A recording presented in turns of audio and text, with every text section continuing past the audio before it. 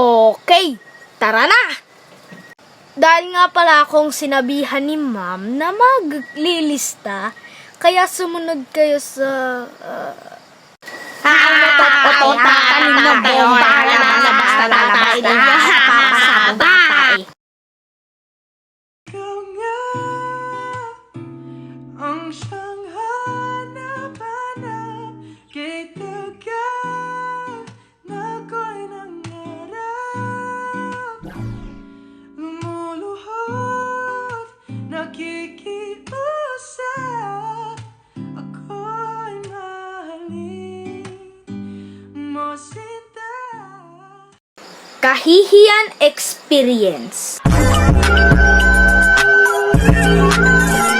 What's up sa mga tropa dyan? At welcome back na naman sa aking video! At kung napanood nyo na nga ang first video ko, o kaya kung hindi, ay panoodin nyo na lang pagkatapos nito. Lagi ko na to sinasabi.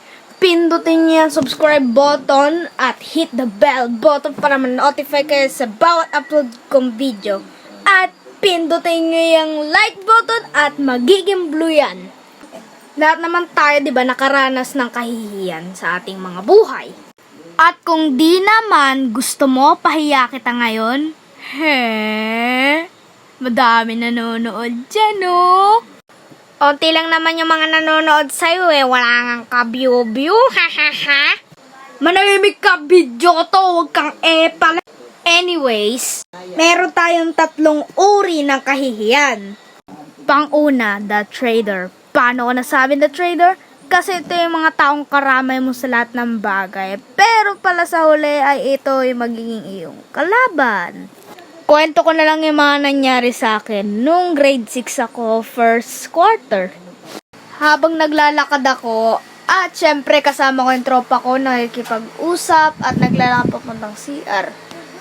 Patingin nga ng patotoy.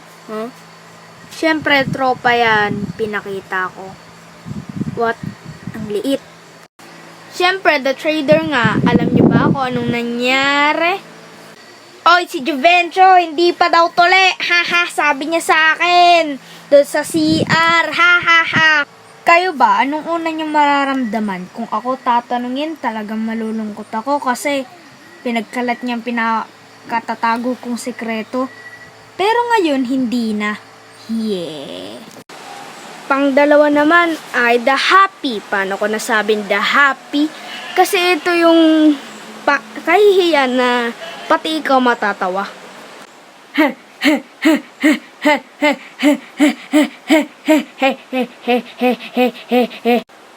Tol, tignan mo si Joben. Para siyang baliw, oh. Tignan mo, tawa ng tawa.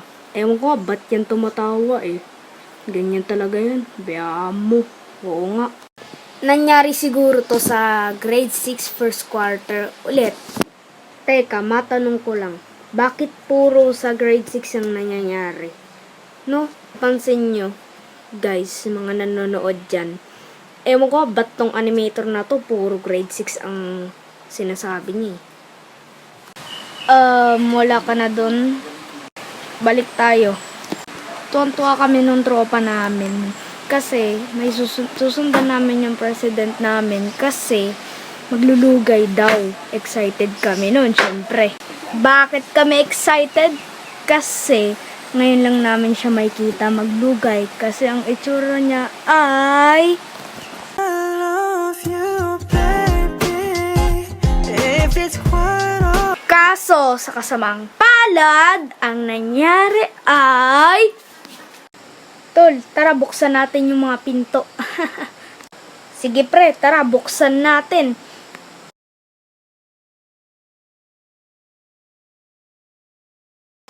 Ano ba ang babastos nyo?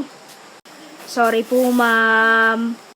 At yun, nabuksan ko yung pintuan. Pero hindi naman yung bukas talaga, guys. Ganun lang talaga yun. Kaya, sige na. Tara, it's time for number 3. Ay, oo nga pala. Wala na palang oras. Hanggang 4 minutes lang siya, guys. O, sige guys. Bye! wish for